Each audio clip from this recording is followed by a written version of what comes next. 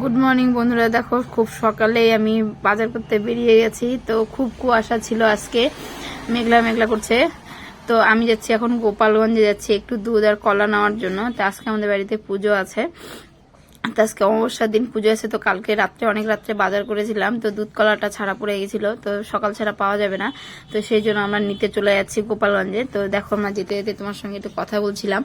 আর এত আকাশের ওয়েদার খারাপ ছিল, মানে এখন প্রায় বাজে সকাল 7টা মতন বাজে। তো রোদ তো এখনো ওঠেনি, লোকজনেরও দোকান পাশার কিছু খোলাখুলি এখনো হয়নি। তো মেঘের অবস্থা তোমরা দেখতেই পাচ্ছ কেমন হয়ে গেছে।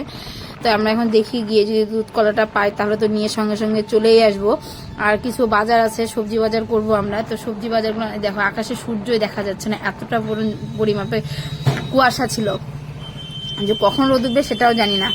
তো যাই হোক, না উঠলেও তার কিছু করার নেই, এইভাবে চলতে হবে। তো আমি কিছু সবজি বাজারও করব, সেটা আমাদের বাজারে গিয়ে। সাপানগর বাজারে আজকে হচ্ছে মঙ্গলবার ছিল, হাটের দিন ছিল। ওখানে একটু কিছু পাইকারি সবজি বাজারে একটু দাম কম পাওয়া যায়, তো ওখানে একটু বাজার করে নেবো। যেহেতু লোকজন আত্মীয় স্বজন আসবে, তাদেরকে খাওয়া দাওয়ার ব্যাপারটা থাকবে, সেই জন্য ওখানে কিছু বাজার করে নিব। আর এখানে দুধ কলাটা নেবো, আর কিছু টুকিটাকি বাজার আছে, সেই বাজারটুকু করবো। তো দেখো আমরা চলে এসেছি, গাড়িটা এখানে রেখে দিয়েছে, ও রাখবে। তো দেখি নিচে গিয়ে, নিচে দুধের দোকান যেহেতু বসে, তো ওখানে গিয়ে দুধ দেখবো। তো দেখছি এখান থেকে দেখতে পাচ্ছি আসেনি এখনো, 2-1টা লোক ছিল। তো যাই হোক, বেশি দুধ নিব না, আমরা 100-এর মতো দুধ নিব। তো এখানে দুধ নিতে আমরা চলে এসেছি। এখানে দুধের আগে দেখি দুধের দাম। আজকে অমাবস্যার দিন ছিল, সবার ঘরে ঘরে তার প্রায় পুজোই ছিল, দুধের দাম একটু হলেও একটু বেশিই হবে। তো কত করে দেখিয়ে গিয়ে দুধ দেখছিল। আর এখানে দেখো কত কুয়াশা, আর প্রচন্ড ঠান্ডাও করেছিল আজকে সকালটা, জানো এত ঠান্ডা মানে কি বলবো।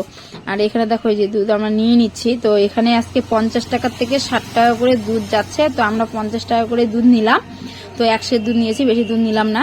তো এখানে আমাদের দুধ নেওয়া হয়ে গেল দুধ নেওয়া। তারপর এখন চলে যাবো আমরা আবার উপরে, ওখানে গিয়ে আমরা হচ্ছে কলাটা নিব। তো কলা আর একটু পুজোর বাজার আছে, তো বাজারটা আমরা যাই হোক, এখানে আমার কলা নেওয়া হয়ে গেছে, তো নিয়ে আমরা চলেও এসেছি।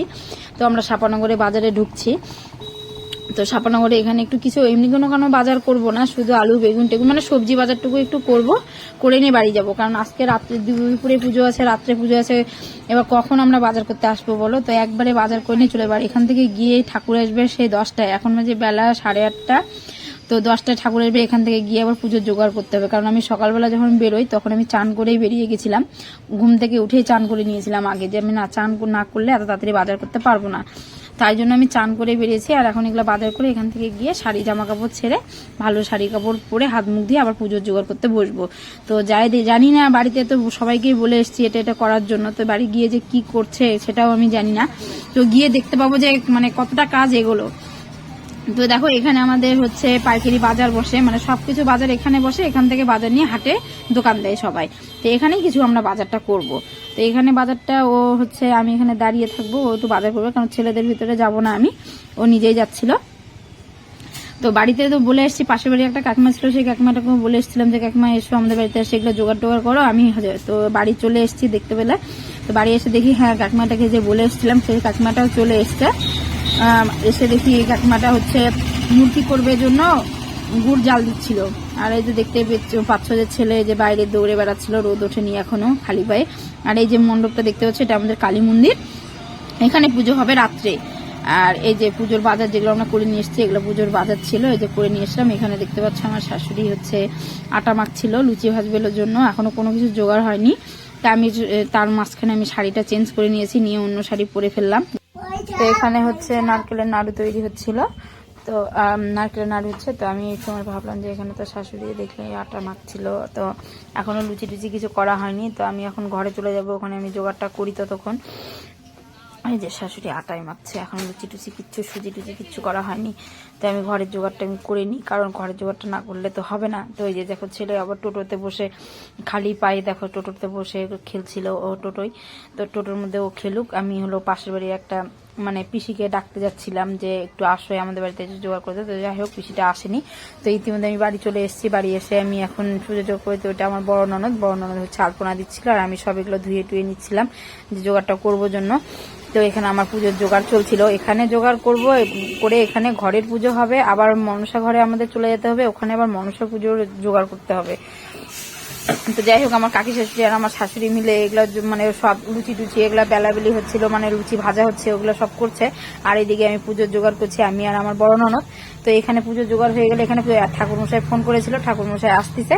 তো ঠাকুরমশাই এদিকে আসুক আর আমি এদিকে তাড়াহুড়া করে জোগাড় করতেছিলাম যে যাতে চলে আসবে তখন হবে না, তখন একটা কেমন লাগে না। তো যাই হোক আমার এদিকে পুজোর জোগাড়ও হয়ে গেছে, ঠাকুরমশাই চলে এসছে, এসে পুজোয় বসে গেছে। তো প্রত্যেক বছরই আমরা মূর্তি তুলে পুজো দেই, এবার হচ্ছে মূর্তি তুলে দেওয়া হচ্ছে না, ঘট পুজো দিচ্ছি। তো মনটা খারাপ লাগছে, তবু একটা জিনিস ভেবে শান্তি পাচ্ছে যে পুজোটা তো আর বন্ধ হয়নি, কিছু হলেও তো পুজোটা দিলাম। মূর্তি তোলা না হয়েছে তো কি হয়েছে, মানে ঘট পুজো দিলাম।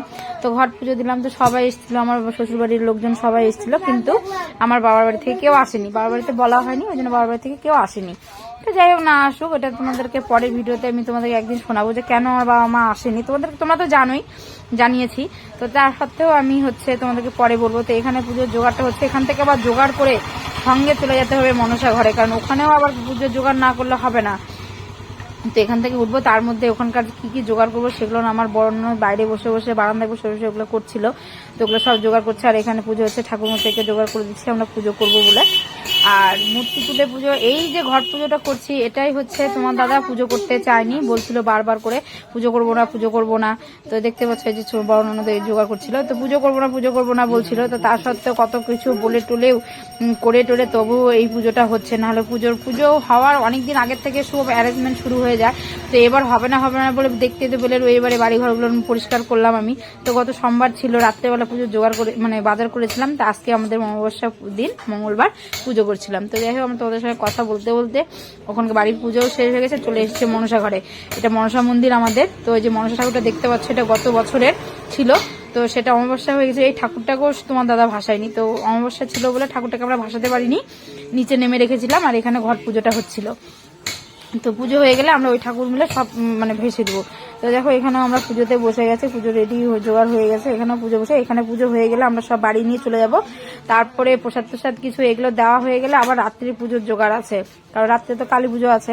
তো কালী পুজো আমাদের এবার দুটো কালী পুজো হবে, দুটো ঠাকুর। তো পরের ভিডিওতে তোমাদেরকে আমি দেখাবো যে দুটো কালী ঠাকুর কার কিসের কারণে। তো সেটা তোমাদেরকে আমি পরে বলবো, কারণ এটা তো দিনের বেলা পুজো হচ্ছে, রাত্রে তো পুজো হতে হতে 10টায় পুজো হবে। ভিডিওটা আমি এখানে শেষ করছি। ভালো লাগলে লাইক কমেন্ট শেয়ার করে সাবস্ক্রাইব করে দিও, কমেন্টে জানিও। টাটা।